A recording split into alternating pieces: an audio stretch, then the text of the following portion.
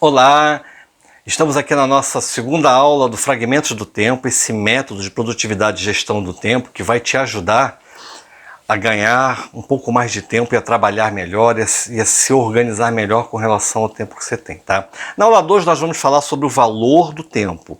E antes da gente entrar nessa aula, eu quero fazer um resgate com você, tá? Espero que você tenha colocado aqui embaixo, nas linhas, para que a gente possa, eu vou comentar e ajudar cada um de vocês nos comentários, tá? Eu vou fazendo os comentários aqui, tá?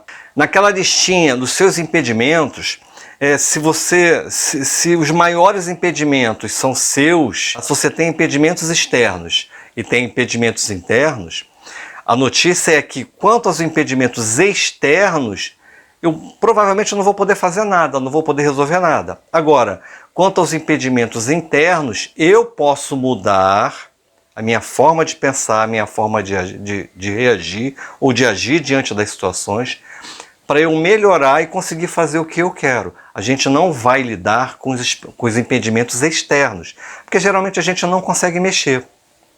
Tá? Mas o que é nosso, a gente consegue sim, tá? Então a gente vai trabalhar aí, ok? Vai colocando lá quais são os impedimentos para eu poder fazer uma relação disso e depois eu até gravo mais vídeos e coloco lá como você trata alguns impedimentos desses, tá bom? Então na aula 2, o valor do tempo, tá? Mas antes da gente começar, eu queria te fazer uma pergunta. O que é tempo? Você tem ideia do que é tempo? Você sabe o que é isso? Pois é, o que é o tempo, né? Eu vou te contar um pouquinho de uma história aí, de como é que nasceu esse negócio do tempo, né? Desde os primórdios da civilização, lá do homem das cavernas mesmo, né? O homem já usava a questão de tempo, tá?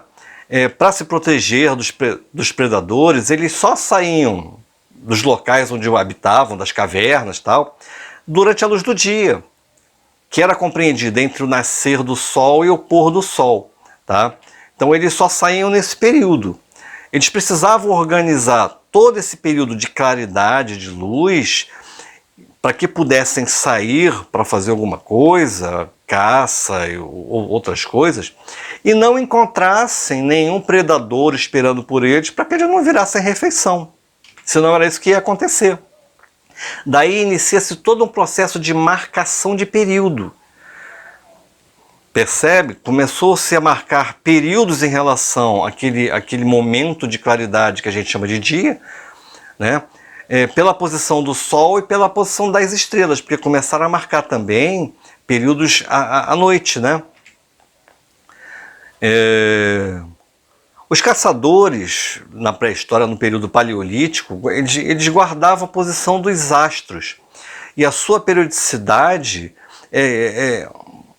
eram usadas, né, essa posição e a periodicidade que elas apareciam eram usadas para saber quando a Lua mudaria de posição, e isso ajudaria tanto na caça como em outras coisas. Na caça, porque pela posição da Lua eles saberiam quando os grupos de animais migravam.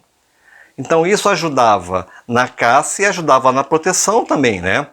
No período neolítico, que já é um período mais avançado, onde o homem começa com a agricultura, para arar a terra, para semeá-la e ter uma boa colheita, eles precisavam de algumas medidas de tempo mais precisas. Por quê? Porque eles tinham que usar os períodos mais favoráveis, né? A fim de que pudessem ter uma agricultura bem sucedida. Se eles plantassem, arassem a terra e plantassem no momento de muita chuva, a plantação ia ficar ruim. E se fizesse isso no tempo de seca, também ia ficar ruim. Então eles mediam, eles sabiam a época que o tempo era melhor para que eles pudessem fazer uma agricultura com resultados melhores. Já usavam marcação de períodos de tempo. Mas foram com os sumérios, né? Um povo residente na Mesopotâmia, eles chegaram a elaborar um calendário que dividia o ano em 12 meses. E esses meses, cada mês em 30 dias, sendo que os dias eram divididos em 12 períodos. E cada período equivalia aí a mais ou menos 2 horas. Dividiram cada período desse em 30 partes. e essas partes elas se aproximavam aí a 4 minutos cada parte dessa. No período dessa civilização, entre 5.300 e 2.000 anos antes de Cristo, a precisão desse calendário era assim fantástica, era absurda, tá? Graças a essas civilizações antigas que definiram e preservaram as divisões do tempo, a sociedade moderna hoje pode conceber um dia de 24 horas, uma hora de 60 minutos e um minuto de 60 segundos. Hoje, os segundos que foram derivados, né, da divisão de eventos astronômicos a partir de 1967. Naquele ano, o segundo foi redefinido como a duração de 9.192.631.770 períodos da radiação decorrente das transições de energia do átomo de césio. E essa descoberta, essa caracterização, inaugurou a nossa atual era de cronometragem, né? Hoje a gente faz a cronometragem do tempo, uma cronometragem atômica pelas radiações do átomo de césio. É chamada de UTC, Unidade de Tempo Universal Coordenado, tá? E o que isso serve pra gente? Eu te lembro da pergunta que eu te fiz? O que é tempo? O tempo é uma medida. Desde o homem das cavernas até a forma como a gente mede hoje, nós aprimoramos a forma de pegar um certo período de tempo, seja de claridade ou de escuridão, e dividir ele em vários períodos menores. Para quê? Para que a gente possa se organizar e marcar alguns eventos em determinados períodos. Outra coisa é que o tempo ele é democrático. Hoje nós sabemos, a gente sabe que por mais que a gente peça, eu te fiz uma pergunta no outro vídeo, de quanto tempo você precisa para dar conta de todas as tarefas do seu dia. E é muito comum a gente falar, cara, o dia que tinha que ter 48 horas, o dia que tinha que ter 36 horas, eu precisava de uma semana para dar conta daquilo que eu tenho que fazer em um dia, e assim por diante, tá? Mas o tempo ele só tem 24 horas, ele é democrático, tá? Todo mundo, não importa quem, todo mundo tem as mesmas 24 horas. Eu, você e o Obama têm o mesmo tempo. Por que eu escolhi falar do Obama? Porque o Obama ele foi presidente dos Estados Unidos, né? E ele é uma referência mundial em rapport, em conexão, em comunicação.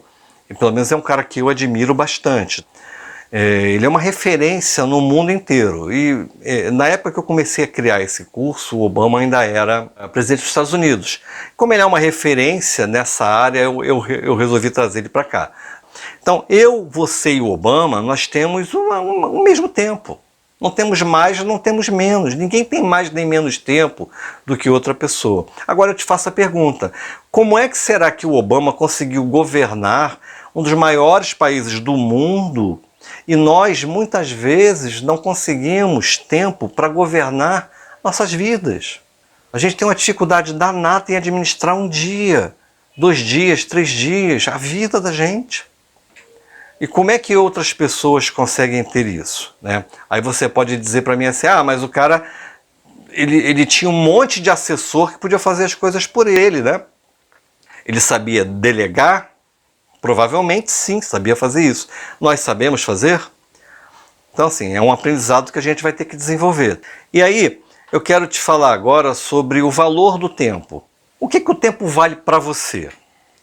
Você já percebeu isso? Você já pensou nisso? Qual é o valor do tempo? Acompanhe aqui meu raciocínio. Olha, o aluno reprovado, ele entende o valor de 1 ano. A mãe que teve um bebê prematuro entende o valor de 1 mês. 2 pessoas, o editor de um jornal semanal, ele entende o valor de 1 semana. 2 pessoas que se amam muito e mal podem se encontrar, entendem o valor de 1 hora. Quem perdeu o ônibus ou o avião, entende o valor de 1 minuto. Um sobrevivente de um acidente entende o valor de 1 segundo.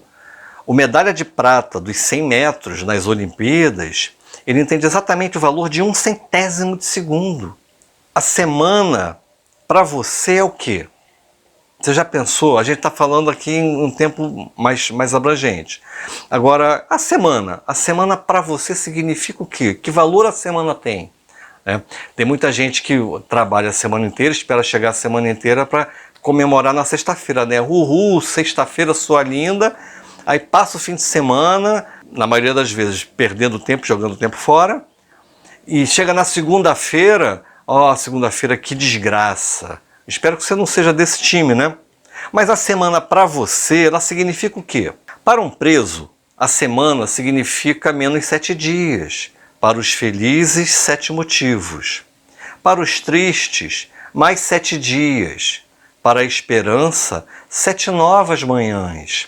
Para a insônia, 7 longas noites. Para os sozinhos, 7 chances. Para os ausentes, 7 culpas. Para os empresários, 25% do mês.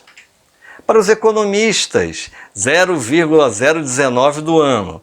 Para o pessimista, 7 riscos. Para o otimista, 7 oportunidades. Para a Terra, 7 voltas. Para cumprir o prazo, pouco, muito pouco. Para criar um mundo, o suficiente. Para uma gripe, a cura. Para a história, nada. E para você? Qual é o valor do tempo para você? Queria que você pensasse nisso, tá? O que o tempo vale? E aí, para te ajudar a pensar nisso, eu vou te fazer uma pergunta. O que aconteceu hoje com você que fez você dar uma outra importância ao seu tempo? Se não aconteceu hoje, se você está por acaso vendo esse vídeo pela manhã, o teu dia ainda não aconteceu, mas você teve o dia de ontem. Então, o que aconteceu ontem com você para que você pudesse dar uma outra importância ao tempo, para que você fizesse, caramba, estou perdendo meu tempo, você tivesse um insight, uma outra reflexão sobre o valor do tempo para você. Eu queria que você escrevesse isso no caderno e coloca aqui no chatzinho que a gente tem, coloca aqui para que a gente possa compartilhar isso, ok? Então essa foi a nossa segunda aula e aguardo você no próximo vídeo, a próxima aula, a nossa aula 3, ok? Um forte abraço e até lá!